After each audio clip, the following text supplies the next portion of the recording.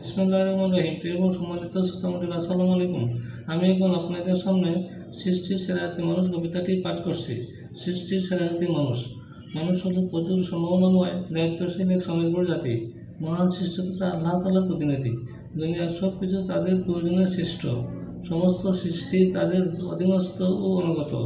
মহান আল্লাহ ইরশাদ করেন, আর তিনি তোমাদের মঙ্গলার্থে নিযুক্ত করেছেন যা আছে নভমণ্ডলে এবং যা আছে ভূমণ্ডলে তার পক্ষ হতে। নিশ্চয়ই তাতে চিন্তাশীল সম্প্রদায়ের জন্য নির্দেশাবলী রয়েছে।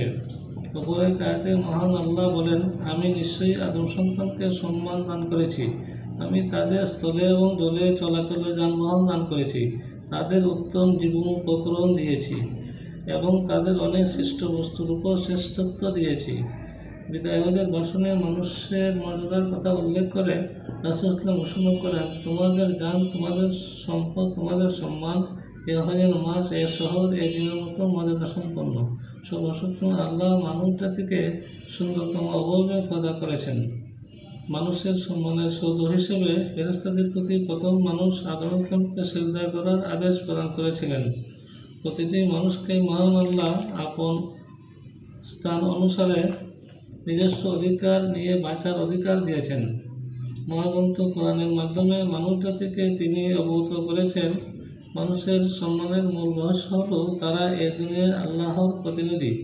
তার নির্দেশ অনুসারে তারা এ দুনিয়ায় করুণাময় আল্লাহর বিধান নিজে পালন করবে এবং অপরের মাঝে তা বাস্তবায়নে নিজেকে নিয়োজিত করবে। মহান আল্লাহ ইরশাদ করেন, আর তোমার কর্মকর্তা যখন ফেরেশতাদের বললেন, আমি দুনিয়াতে প্রতিনিধি বানাতে যাচ্ছি। অন্য এক আয়াতে মহান প্রভু বলেন, আমার ইবাদত করার জন্যই মানুষ এবং জিন জাতি সৃষ্টি করেছি।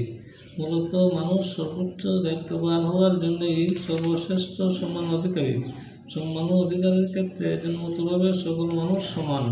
তবে মহান প্রভুর বিধিবিধান ও আদেশ নিষেধ পালনে যে যত বেশি অগ্রসর হবে তার সম্মান আল্লাহর নিকট ততই অধিক হবে। সর্বশক্তিমান আল্লাহ ইরশাদ করেন, হে মানুষ, আমি তোমাদের এক পুরুষ ও এক নারী হতে সৃষ্টি করেছি এবং তোমাদের নানা জাতি ও গোত্রে ভাগ করেছি, যাতে তোমরা পরস্পর পরিচিত হতে পারো। নিশ্চয়ই আল্লাহর নিকট তোমাদের মধ্যে সেই সর্বাধিক সম্মানিত, যে সর্বাধিক পরেজগার। এবং সম্মানিত শ্রোতামণ্ডলী, পরিশেষে আমি আপনাদেরকে আবারও সালাম জানিয়ে আমি আমার কবিতা এখানে শেষ করছি। আসসালামু আলাইকুম ওয়া রাহমাতুল্লাহি ওয়া বারাকাতুহু।